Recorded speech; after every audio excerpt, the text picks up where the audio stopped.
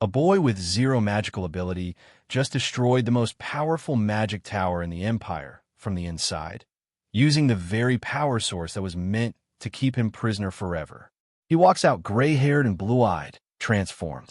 And the man who spent 7 years torturing him, still breathing. The underground laboratory of the Bogamra Magic Tower is not on any official map. There are no records of it, no paperwork, no registry, no name on any door. And yet, deep beneath the most prestigious magical institution in the entire empire, in a room lined with anatomical posters and surrounded by containers of ants, a man is hanging from chains bolted to the wall, and the people in white coats around him are checking their clipboards and calling him a truly useful thing. His name is Verdun, and today he lasted 461 seconds. The overseer standing nearest to him is a man named Weller. Weller has the kind of face that never shows guilt because guilt requires the belief that what you're doing is wrong.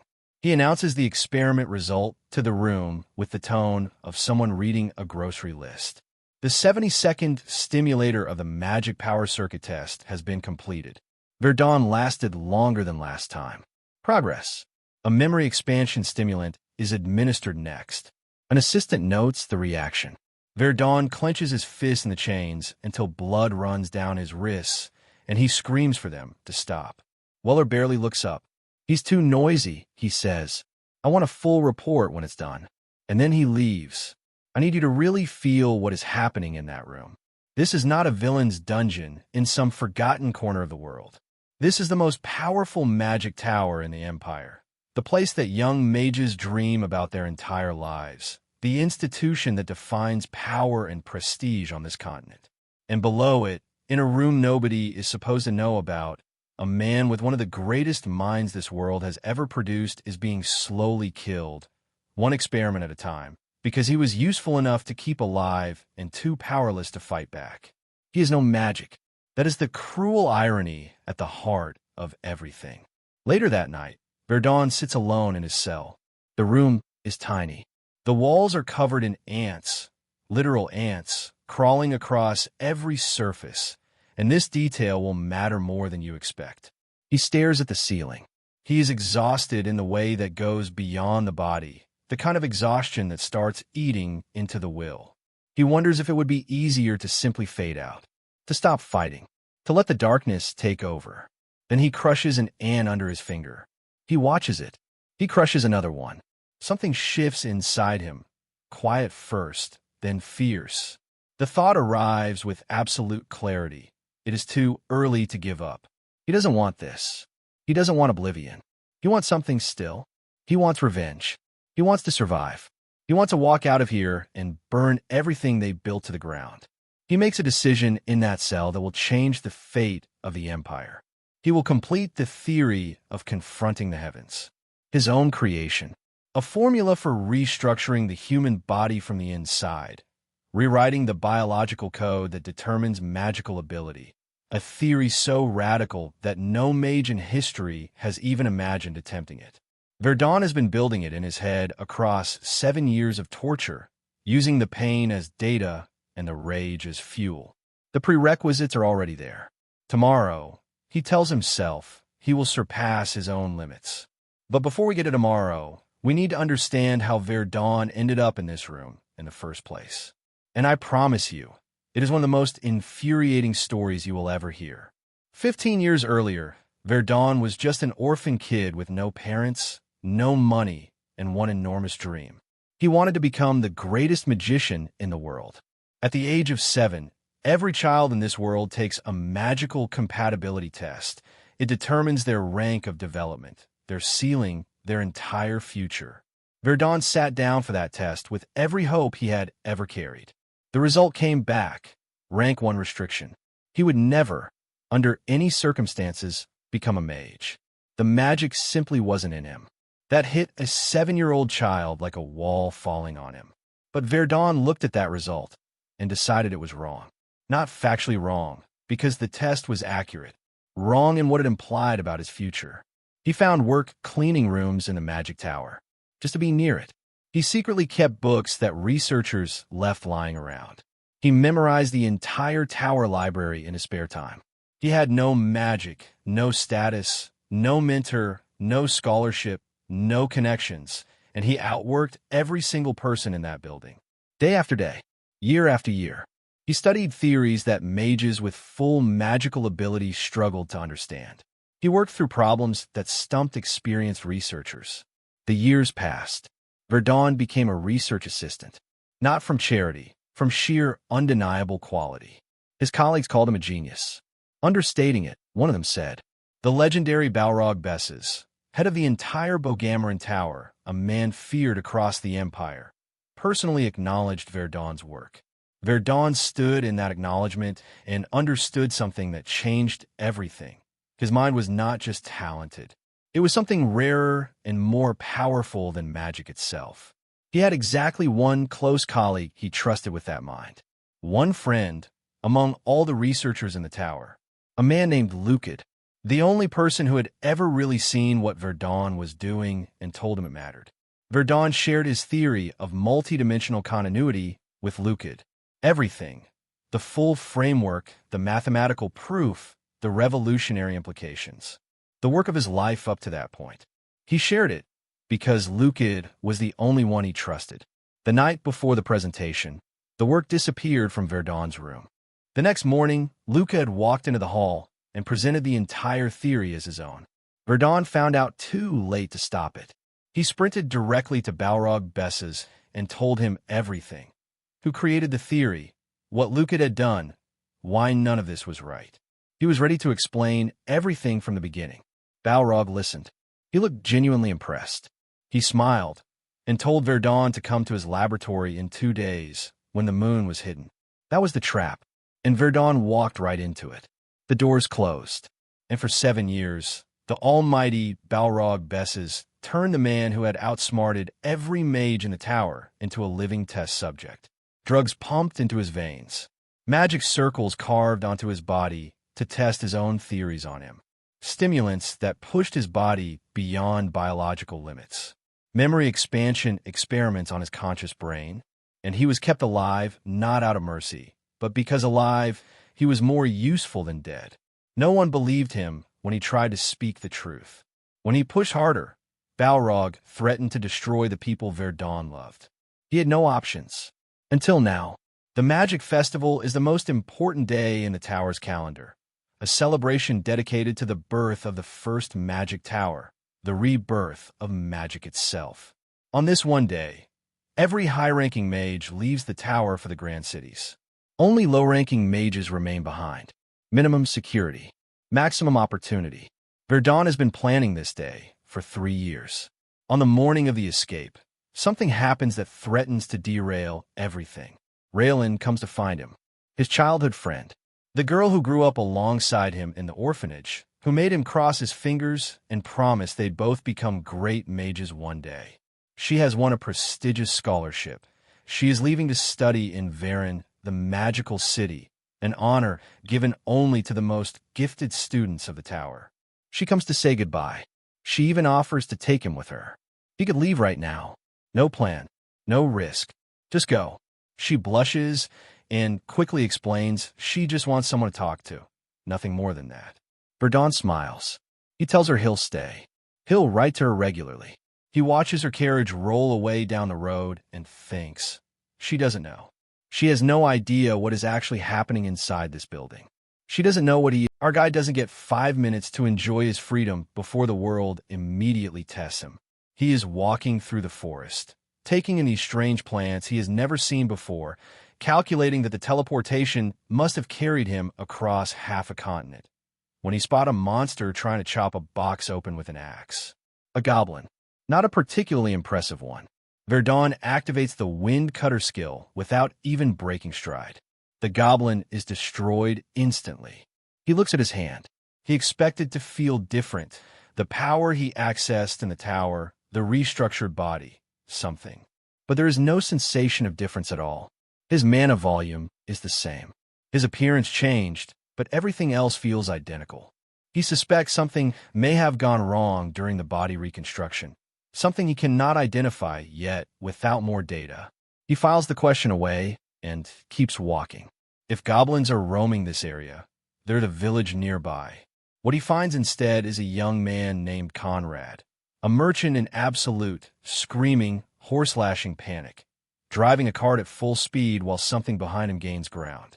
Conrad had apparently taken a shortcut through territory that a gang of bandits had claimed, failed to negotiate with them, watched all of his hired mercenaries flee in terror, and escaped only because an orc had conveniently been attacking the bandits when he ran past. That same orc is now apparently very interested in Conrad. The cart will hit a rock. The whole thing overturns. Conrad flies off and slams into the ground, back aching, and looks up to see glowing eyes in the darkness of the forest. A lot of them. Monsters pour out of the trees, armed, hungry, and very much not friendly. Conrad thinks is over. Then a stone wall rises up around him on all sides, completely sealing him in a protective mountain of solid rock.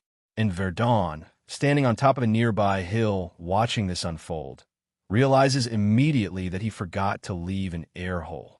He gives himself approximately 30 seconds to deal with the monsters before Conrad suffocates. Multi-fire arrows launch from his hands, streaking across the open field and burning targets on contact. He activates the whirlwind skill immediately after, double spell combination, and a wave of fiery arrows with directional control by both hands sweeps through what remains. Every single monster drops. No survivors. Then one more comes from behind, having hidden while the others charged. Verdun activates Wind Cutter without turning around. The monster's head leaves its body at considerable speed. Our guy knocks on the side of the stone mountain and politely frees Conrad. They ride together toward the nearest noble estate. Conrad talks the entire way. Verdun is already forming a plan. He introduces himself to Conrad and to the world as Asher. He will keep the name Verdun for one specific occasion, the moment he stands in front of Balrog Bessus. Until then, the man who escaped the magic tower does not exist. Only Asher does.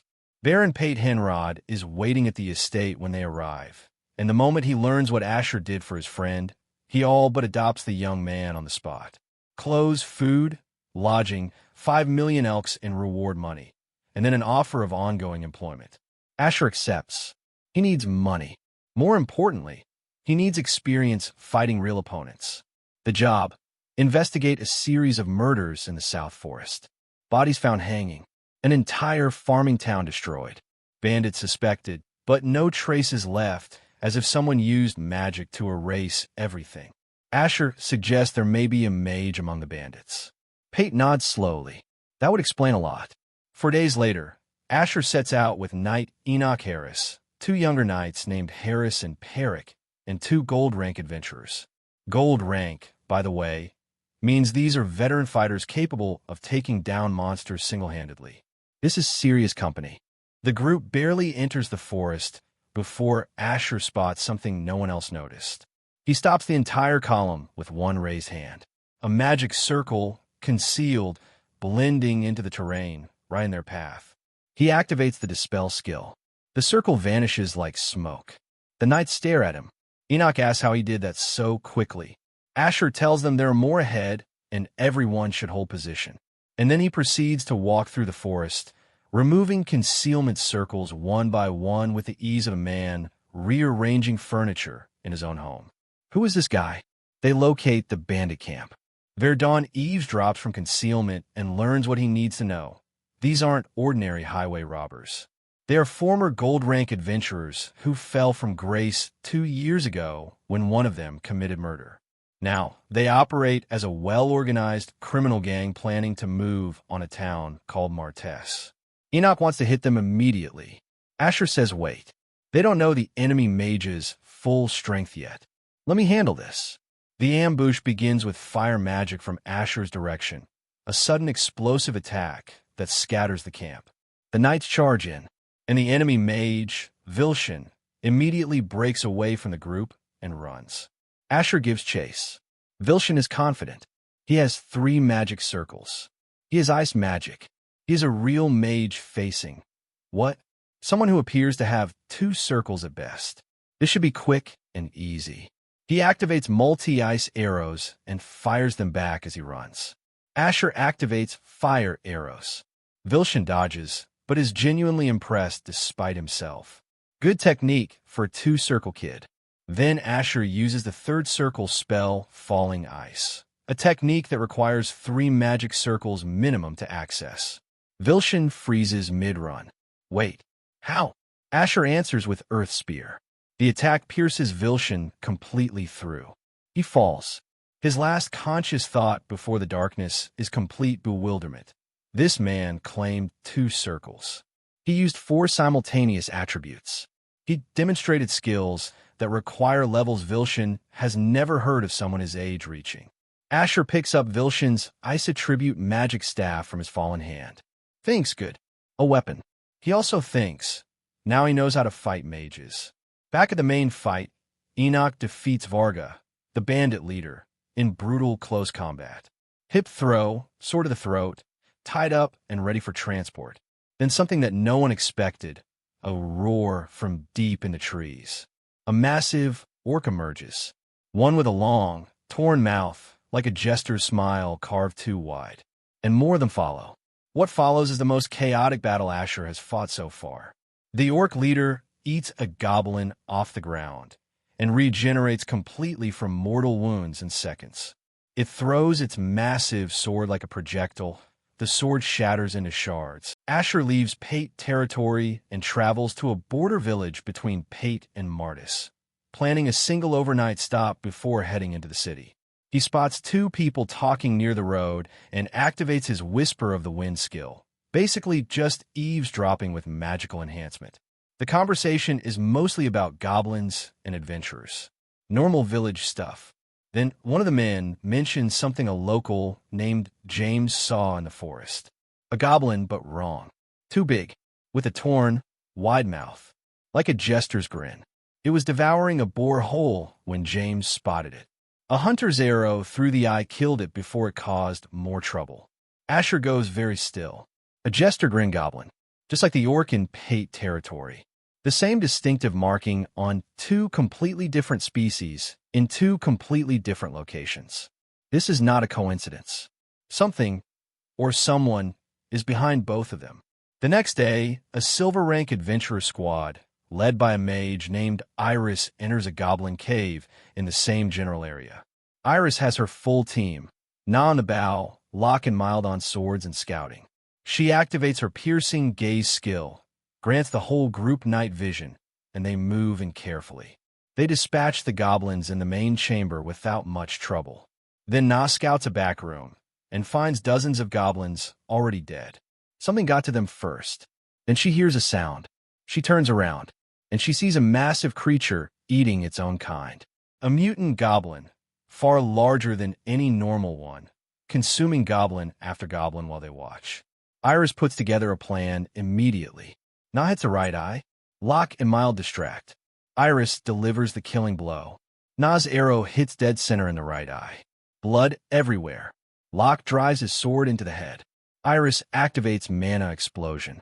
The monster retaliates, grabs a dead goblin off the floor, and hurls it directly at Iris like a cannonball. Then the trajectory of the flying goblin changes mid-air. It veers sideways and smashes into the cave wall, missing Iris by inches. The adventurers look around. No one did that. None of them used magic. The cave is silent except for dripping blood. Iris senses foreign mana, faint, precise, surgical. Someone is watching them from the darkness. That someone is Verdun, standing in complete invisibility at the back of the cave, watching everything and thinking that he was not planning to interfere in anything today. Then a man steps out of the shadows from a different entrance. His name, they will learn later, is Saren. He is well-dressed, calm, and immediately announces to the group that he is the guardian of this place, the place they just destroyed. He explains that the monster had been under brain manipulation, but its instincts were too strong to be fully controlled. He mentions a professor who created it. He calls the dead goblin his test subject, and then he says that everyone in this cave needs to die because they saw too much. Iris challenges him. "You're going to fight all of us alone?" Saren smiles and reaches for his sword. He asks which of them wants to go first. Verdun appears between them. He tells Saren calmly that he was not planning to get involved, until Saren crossed a line that cannot be uncrossed. The man in black is genuinely connected to the Jester Grin creatures. He mentioned the professor. He called a living being a test subject. Verdun knows that language. He lived inside it for 7 years. He activates multi-fire arrows. Saren dodges. At 4th level speed enhancement, far faster than Enoch's Knights, and with a completely different fighting style. Verdun recalibrates. He activates Winter Wind and Ice spikes simultaneously. A double spell, ice and wind at the same time. Saren is genuinely surprised. Simultaneous elemental casting at this level is not something a 2-circle mage does. Ice Peak Explosion scatters fragments everywhere. Saren dodges and lunges forward with his sword, a direct strike at Verdun's body. Verdun steps out of the way, not with magic, with his body. A mage, dodging a sword strike, through pure physical reaction speed. The adventurers and Saren both stare. Mages don't do that. Mages hide behind barriers. What is this person? Then Verdun says he will fight like a real mage, and the entire cave floor begins to rise. He reshapes the landscape, lifting the floor, the adventurers, and Saren all up onto an elevated platform, while simultaneously charging the highest element spell. Thunderstrike, triple spell, lightning, ice, wind, and the sacred highest element all combined. Saren gets hit. Hard. He is bleeding. Verdun leans over him and asks one question. Is the orc from Pate territory connected to this professor? Saren, bleeding and half-conscious, looks up and asks if Verdun came from the Ark. Verdun reacts, just a flicker, and Saren notices it. The Arkansas. This man doesn't know what the Ark is. That means he is not their agent. That means Saren needs to eliminate him before this information goes anywhere. Saren makes his move. Verdun activates the permission of the Earth skill. Saren is gone, and Verdun stands there thinking, the professor. A secret organization called the Arkansas Jester Grin creatures appearing in multiple territories. Something enormous is moving beneath the surface of this world. He instructs the adventurers to follow his lead. Iris, still processing everything she just watched, agrees without argument. They reach Martis. Verdun navigates the city. Identity card obtained through Baron Pate's guarantee. Bank account opened under a new identity. A staff ordered from the local smith ready in 3 days, and enough magic books rented from the public library to fill an entire hotel floor. He sends the books to his room at the Lorax Hotel and lets Iris guide him to each location. That evening, he returns to his hotel room, reading a spell book on the walk. He steps inside, sits down. Under the bed, the assassin waits. He has been waiting for hours. He needs the mage to fall asleep, then strike once clean, done. He thinks he is invisible. He thinks he is patient. Then Earthbone activates, and the bed disappears. The assassin is lying on the floor with nowhere to hide. Magic hits him before he can stand. He scrambles up and runs out. The upper floor of the Lorax Hotel erupts in fire and explosion behind him, and he sprints into the crowds of the city night, shouting that the mage has gone insane, causing panic everywhere. Verdun walks out of the burning building. He scans the crowd. He is utterly calm. He finds his target by presence, the one person in the crowd who has not reacted normally, whose mana is slightly wrong, who 1 month passes in Martis. And if you think Verdun spent that month relaxing, you don't know him at all. He has been training every single day with Iris. Spell magic, specifically, the art of reading and casting pre-established magical formulas quickly and efficiently. His theoretical knowledge is extraordinary. His practical casting speed, that is what needed work. The early lessons are rough. Iris demonstrates a spell. Asher attempts it. The timing is slightly off. The mana flow distribution is too aggressive on the initial push. He tries again, gets it closer. Iris corrects the wrist angle, the visualization timing, the mana distribution curve. He runs it again. By the end of the first week, he can execute what took her 2 years to perfect. By the end of the month, Asher defeats a full-grown orc using enhanced strength, enhanced reaction speed, and enhanced senses simultaneously, with his staff in 13 seconds. No magic circles, no spells, just body and weapon. Iris stares at him for a long time afterward and says it is simply incredible. She is not wrong. She also thinks to herself that this man has literally every advantage a person could have: talent, knowledge, physical ability, and an appearance that she cannot seem to stop noticing. And then she asks out loud if he has some kind of problem with human communication. Asher turns around because he read the expression on her face before she finished the thought. She cries out that it was a misunderstanding. Guild head Oscar arrives with a request that changes the trajectory. Undead have appeared in the Veyron mines. Masses of them, far beyond what a standard guild response can handle. Rumor says contact with these undead spreads curses and disease, so no one will volunteer. Oscar comes directly to Asher because he dealt with the professor. Asher is flat broke. He agrees. Iris's team decides to tag along as rear support. Na confirms to the other adventurers that they are absolutely not on the front line. This is purely an opportunity for achievements without actually fighting.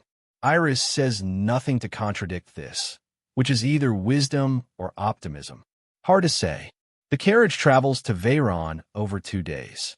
The adventurers on the road notice that Asher has been flying continuously since they departed, nonstop, and somehow still has enough mana for conversation. One of the girls asks Iris about her relationship with him. Iris explains. He saved her group. They became close. He is like a mentor with a small age gap. She does not mention that she finds herself thinking about his face at inconvenient moments. Asher suddenly drops into the carriage from above. He reports a horde of undead spotted ahead, pursuing Veyron residents. He flies forward immediately to intercept. The grimoire he took from the magic tower has been permanently linked to him over this past month. He engraved a magic circle called Connection directly into it, a circle that has never been done before, binding the grimoire's power completely to his mana signature. The result: earth element spells with the scope and force of 4th level magic, even though Asher is technically still at the 3rd level. He demonstrates this immediately. Air Road, Flame, and Double Spell activate simultaneously, and an explosion reduces the undead horde to scattered bones and ash while the adventurers watch from a distance. Iris watches him from the carriage window. She thinks Asher is already beyond the 4th level. She is certain of it. Then a warrior in platinum armor emerges from the forest behind them, platinum pendant on his chest, axes in his hands. He is furious because he was hired to hunt these undead, arrived precisely on time, and there are absolutely none left. This is Butcher Galark, and he immediately decides someone owes him money. He confronts Asher directly.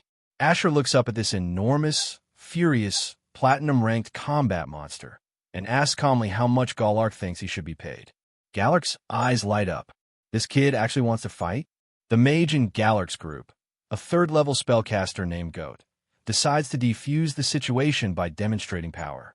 He uses mana pressure, a technique where raw mana is released to suppress and intimidate opponents. It works on almost everyone at Asher's supposed level. Asher returns the pressure in kind. Goat is driven to his knees instantly. Galark stares at this blonde-haired mage and thinks, good. He likes this one. The full expedition assembles at Veyron. Lord Farid Vanbro presiding, troops from every available faction organized into units. Asher's group, Iris's group, Galark's squad, the Order of Lows, and the Veyron garrison all move toward the mines together. The first wave hits them before they reach the entrance. A blood golem, a monster impervious to standard swords, appears in the middle of the undead formation. The commander orders a retreat while the priests figure out how to deal with it. Galark charges with his bare hands, grabs the golem's head, and separates it from its body in a single motion. He throws the severed head. It lands directly at Asher's feet. Asher looks down at it. That was rude, he says. Galark tells him to stop standing aside and show what he's really made of. An unofficial competition begins. Asher activates landscape manipulation to raise the ground, then immediately fires 3rd-level fireball spells down into the undead below, and then the two of them, Galark and Asher, are tearing through the enemy from opposite sides of the battlefield in what can only be described as a genuinely enjoyable mutual rampage. The main force reaches the mine entrance with far fewer casualties than anyone expected. Inside the mine, space is tight. Only a selected group goes in. Galark, reluctantly, compliments Asher's fighting on the way in.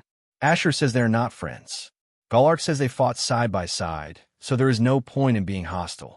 They reach the end of the mine, and what they find is a tomb. An undead figure stands on a pile of bones, sword in hand. On its chest, the royal coat of arms of the Kingdom of Estria. This is a problem, because Veyron belongs to the Duchy of Revant, which officially declared independence from Estria.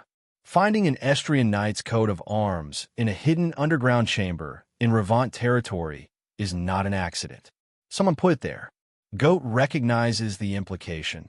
There are political forces at play here that go far beyond missing adventurers. The group debates. Goat steps up, wants to handle it himself to prove he is useful after the embarrassment of earlier. The priest activates purification. Asher identifies the creature. If it hasn't fully awakened yet, purification can weaken it enough for a clean kill. Then the stone strike activates, and the undead's eyes open. It lunges at Goat. Galark intercepts with bare hands, grabs the creature's arm. The bones remain in his grip when the creature pulls away. The priest confirms what everyone already feared. This is a Knight of Tears, a commander-class undead. Not the strongest undead individually, but it controls every other undead in the surrounding area. Kill it, and the rest collapse. Asher announces the plan. Galark and the priests take the skeleton warrior back in the magical city of Varen. A different story is unfolding, and it is one that Verdun knows nothing about. Raylan is already operational, hunting the Dark Hour with the team Balrog assembled. They have raided a third secret Dark Hour laboratory. They found nothing useful. Low-level mages who knew nothing about the tower attack or the higher command structure. Just broken people following orders from somewhere above. And nearby, Lucad, the man who stole Verdun's theory 7 years ago, is preparing a new thesis. A second major work. People around him are already speculating about whether it could match the resonance of his first discovery. Raylan, standing nearby, says something cutting. A man with such an impeccable mind has only managed to reach rank 4 in 7 years. Seems strange. Lucad smiles for the people watching. Inside, he is seething. Verdun is dead. No one will ever reveal what actually happened. But Raylan keeps getting bolder. Keep pushing like this, he thinks, and eventually she will have to be dealt with. He begins calculating how to reach rank 5. After that, the world will be at his feet, and Raylan will not be a problem anymore. Meanwhile, Verdun travels to Grey on Galark's recommendation, then moves on to Cohen, a city of industry, order, and some of the most brutal poverty gaps in the entire Dush. The slums are the worst he has seen. Even Martis's slums had a certain grim dignity. Cohen's do not. He finds a right building, a covered establishment that looks closed. He mentions Galark's name to the bartender. He is led through a door, downstairs, and into an underground tavern full of capable-looking people who are either looking for work or buying secrets. Pale is already waiting. Information broker, Southern Region, and apparently tracking Asher's career since Pate with great interest. Pale explains the system. Everything here is tiered. Information, orders, access, all of it is gated behind an assessment of trust, dignity, and proven ability. No exceptions. Not even for someone who destroyed a professor's private monster lab and walked out. But there is flexibility. Pale has an order that fits Asher specifically, a howling wolf. A rare demonic beast whose vocal cords are sought by a local lord. Verdun accepts. He returns 2 days ahead of schedule with the entire wolf pack destroyed and the target's vocal cords preserved at first-class quality. Pale stares at the delivery for a long moment. He says he is satisfied with everything. His tone suggests he has never said that to anyone before. Verdun also commissions Macbat skin armor from a Cohen workshop during this time, a full set, and brings the strange ring from Martis. The craftsman can restore its physical damage, but cannot identify its magical function. The ring remains a mystery. He takes more orders from Pale throughout the month. Wanted criminals, bandit groups, illegal slave traders. The work is steady, profitable, and occasionally morally satisfying. By the end of the month, the Macbeth armor is complete and fits perfectly. Then, on a quiet afternoon walking through the city, a small girl stumbles near him and almost falls. He catches her. Her grandmother emerges from a nearby stall, grateful, and insists on giving something in return, a fortune reading. Verdun does not believe in fortune-telling, but he sits down anyway. The grandmother reads 3 cards. The man, the reaper, the god, all 3 reversed. She says it means chaos, a total departure from original destiny. Verdun thanks her and leaves. The grandmother tells her granddaughter privately, this young man has infinite potential. She hopes the potential will not bring darkness into the world. That same night, elsewhere in the city, a man studying the stars notices something impossible. A star that should have fallen long ago is still in the sky, moving, influencing the constellation around it. He cannot decode its meaning. He prays that this star at the edge of the sky will not distort his destiny. He has a ring on his hand as he prays, and the ring is half of a pear. Verdun, working on the ring at the end of the month, finds something hidden inside it. Not a spell, a map. It points to a location in the Bard Mountains, 3 weeks of travel from Cohen. He does not tell Pale. He does not use magic to travel. He takes a cart and walks, varying his route, careful to leave no traceable mana signature. On his final approach to the forest near the Bard Mountains, he passes 3 hooded figures on the road. He doesn't look twice. One of them, a woman under the hood, does look twice. She says he is exactly her type. The older man in the group tells her to focus. They have a traitor to find and destroy. A passing bystander happens to overhear the word destroy, and the older man quietly notes that this bystander will now also have to be eliminated. These are Dark Hour assassins. Their names are Cardon, Ferris, and Shun, and they are hunting the same location Verdun is heading toward. He does not know this yet. 4 days in the Bard Mountains forest with a hired local hunter, and Verdun finds nothing. The hunter is exhausted. Verdun's mana scans keep coming up empty. He considers that the ring might be pointing at nothing. Then he notices trees with a different bark color past a certain point in the forest. An invisible boundary. Something changes in the texture of the environment past that line.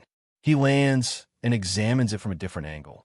And then, all at once, he sees it. The entire forest is one enormous concealment magic circle. Not a local barrier around a single building. The entire forest. Thousands of square meters of active high-level concealment, maintained so seamlessly that it passes as natural terrain. He finds the core tree at the center, sets himself a goal, dismantle the magic circle within 1 hour. It takes him 4 hours, but he does it. Inside the barrier is a small room with an old man who is drinking red liquid from a bottle and clearly has not been well for a long time. The man barely looks up, and then he sees the ring. He shouts its name, Crescent, and then he starts coughing up blood. The man's name is Harkin Digest, 5th level mage, known in the world as a sage, master of alchemy, magic circles, and astrology. Co-founder of the Dark Hour, back when it was still 8 scholars studying magic and nothing more. He tells Verdun the full history.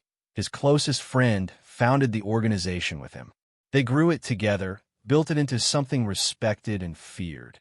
Then his friend died, murdered by their own most gifted student, Deet Vestral. Deet declared the Dark Hour belonged to him, massacred the original members. Harkin escaped, but had all of his mana channels deliberately severed in the process.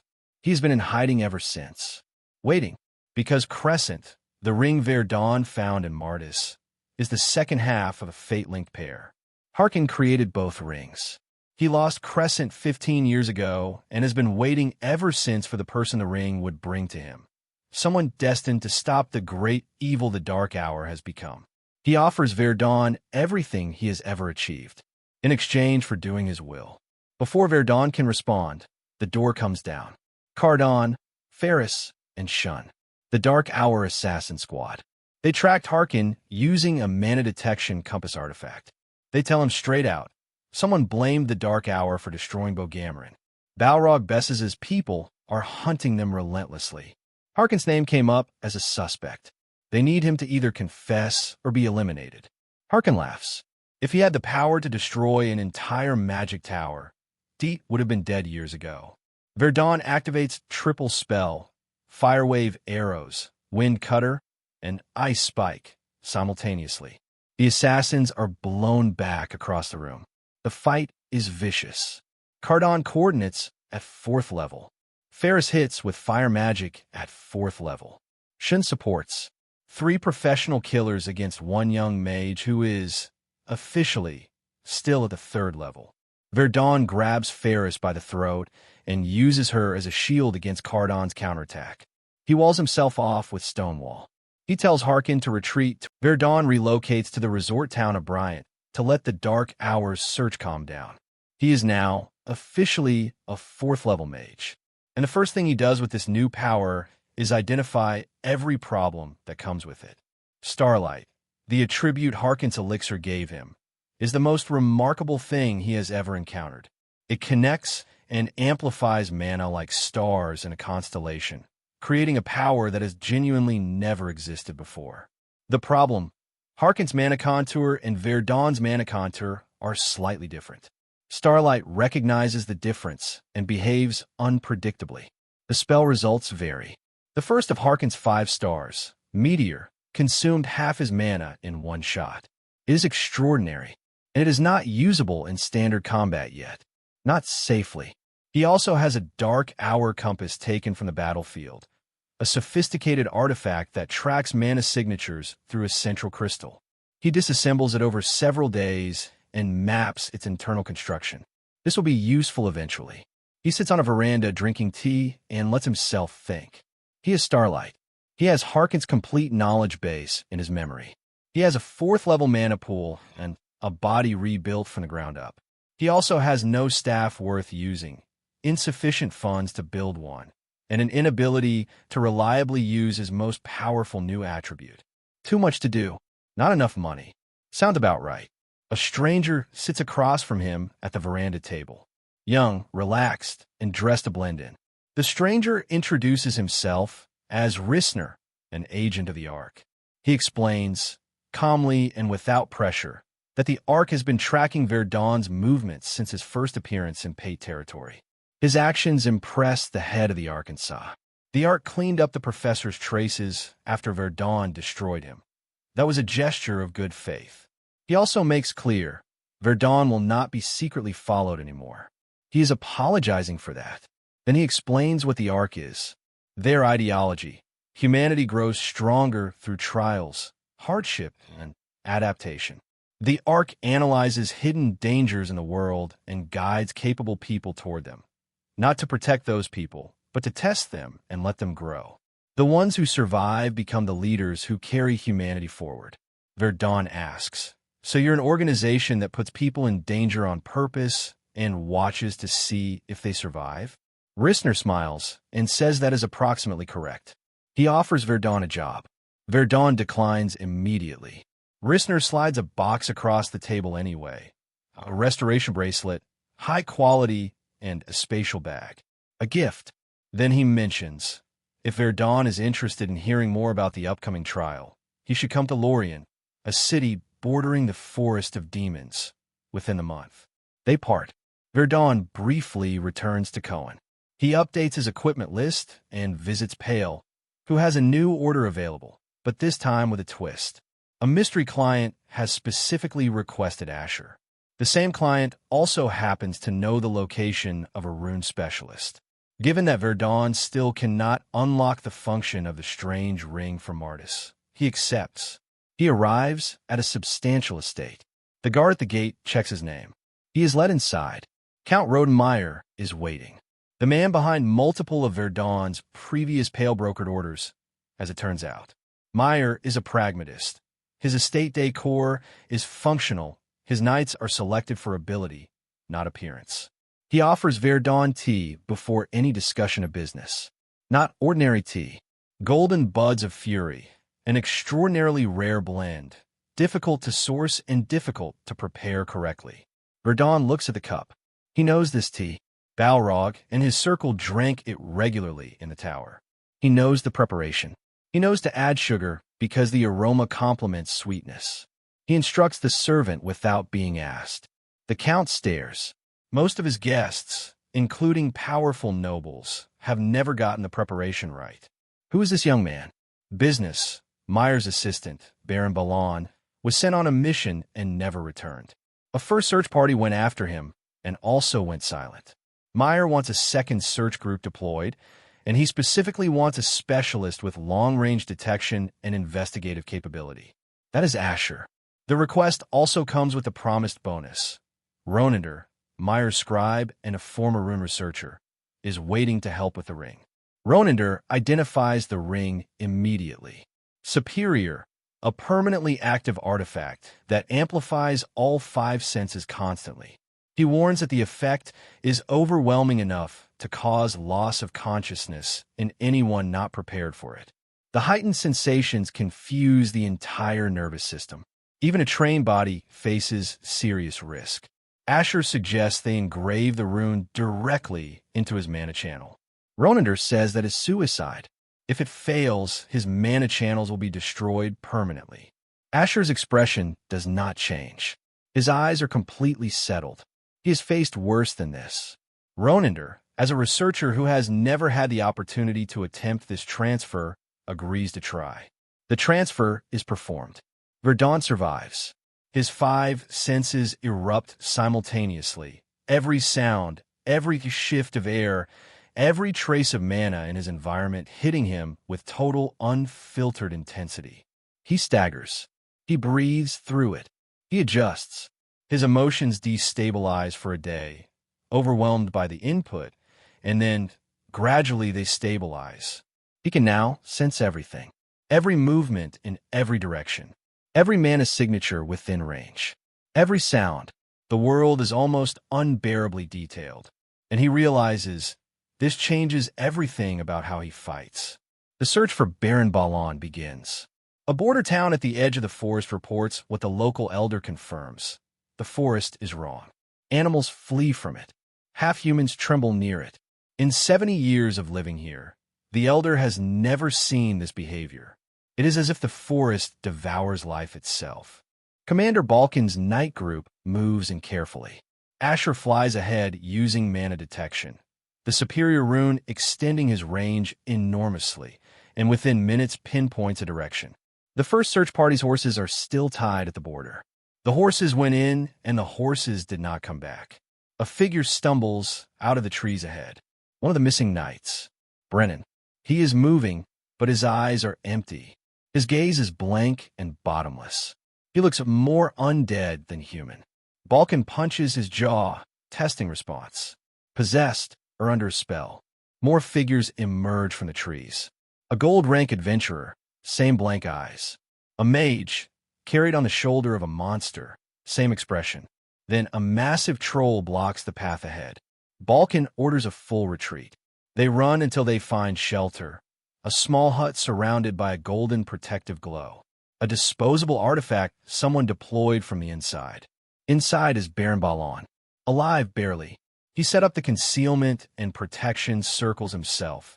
That is why Asher's mana detection could not find him. The circles were hiding his signature perfectly. Ballon explains what happened. They heard screams from the forest. Went in a help duty. Found a tree. Normal-looking tree, but with an aura that made the air feel wrong. People were up in the branches, screaming. Before the knights could act, Trents and half-humans surrounded them. The tree attacked. Long branches like spears, piercing bodies and draining life force. Brennan bought them time with his body. The Baron and one other escaped. Everyone else is gone, turned into puppets of the tree. Balkan stands up. He declares the search party is now a punitive force. The tree is the target. Anything that threatens the Count's territory will be destroyed. Asher volunteers to fly ahead and locate the tree. He launches himself into the sky, pushes his mana detection to maximum with the superior rune amplifying every sensation, and scans the forest at a scale that makes his head spin. He finds it. He fires a signal flare, and then, because waiting feels like waste, he goes in alone. Chain lightning activates. Fire curtain sweeps through the canopy. The flaming plague skill eliminates every Trent in the surrounding area. The Tree of Souls, forced out of concealment by the fire, reveals itself. Asher sets it ablaze with triple spell. The city of Lorien goes into emergency the next morning. Trent hordes crossing the demon forest border. Knight Bartel, platinum rank, one of the most experienced adventurers in the region, went in personally to contain the situation. He sent one message back. 3 words, the Tree of Souls. The city council immediately activates emergency protocols. The term Tree of Souls is classified at the highest possible threat level. These are trees that grow by destroying life, absorbing the life force of thousands of creatures over decades, building armies of controlled undead and monsters, and ultimately expanding to consume everything around them. If a Tree of Souls reaches full growth in a populated area, cities do not survive. Evacuation sirens ring across Lorien. Volunteer punitive forces assemble at the city gate. The leader of the combat group is introduced by name and rank, and the crowd reacts immediately. Lara, the Blood Redblade, platinum rank knight. Asher volunteers. He is assigned to the front group. The combat group moves through the forest at speed. Lara demonstrates within the first 100 meters why she has her title. She finds a Trent, identifies the core in its center, and destroys it in a single movement. Clean, precise, faster than anyone could track. The adventurers watching say quietly that this is what the threshold between platinum rank and everything below it actually looks like. She tells Asher not to interfere with her trial. This situation is hers to handle. Asher sees the word trial and understands immediately she is an R candidate. Rissner mentioned someone like this, a top 3 candidate. He watches her fighting style as they move, not Gallerk's overwhelming raw force, not Verdon's multi-layered spell combinations. Lara's technique is cold and surgical.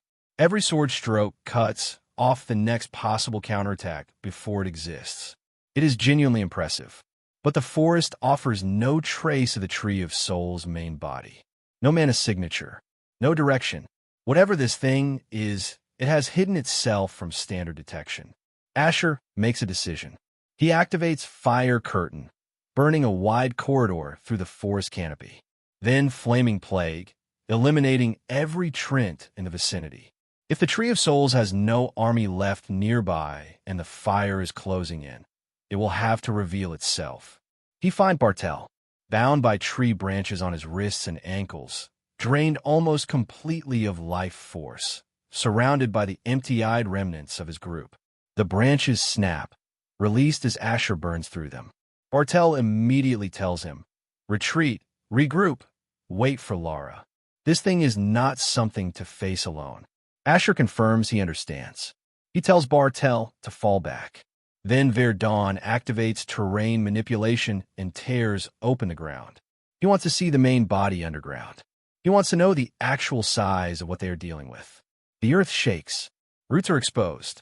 And what he sees makes the mana in his body go absolutely still. What he is looking at is not the tree. What he is looking at is one branch. The actual Tree of Souls has roots spread beneath the entire demon forest. Hundreds of years of growth hidden under a meter of soil. If this reaches Lorien, if this reaches any population center, the earth will become a living grave. This is the trial Rissner was warning him about. Lara arrives at his shoulder. She tells him to step aside. This is her trial, not his. She will handle the main body herself. Asher says, "You won't die from my spells. Let's attack together." She looks at him for one moment. Then they both turn toward the Tree of Souls.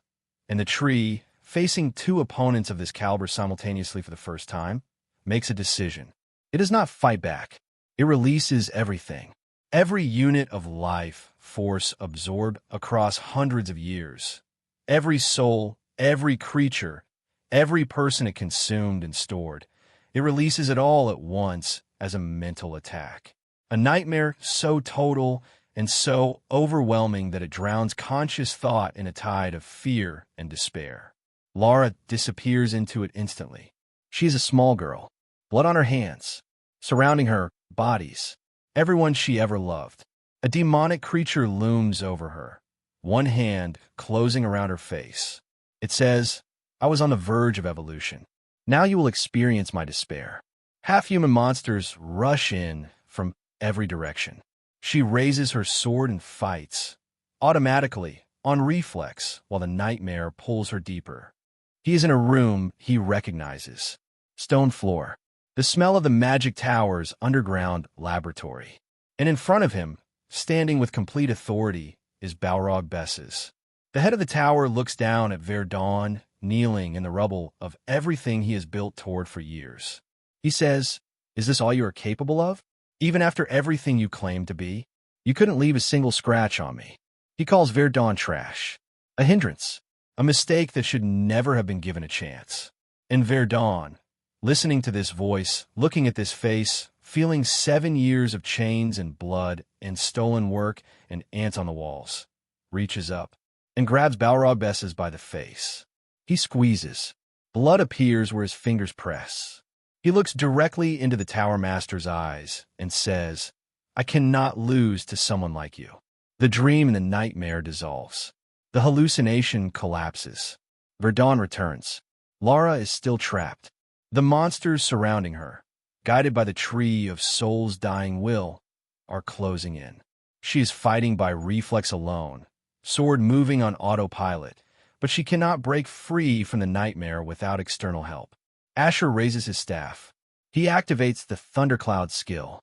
Magic circles form in the air above the Tree of Souls, high up, where the lightning can accumulate properly. He needs time. He needs to let the charge build to maximum. He cannot rush this. Every second he waits, the charge grows. Gallerk's voice, from somewhere in the chaos. "Are you ready yet?" Asher, almost. The charge reaches its peak. The sky above the demon forest turns white. He activates the complete destruction of the triple lightning thunderstrike.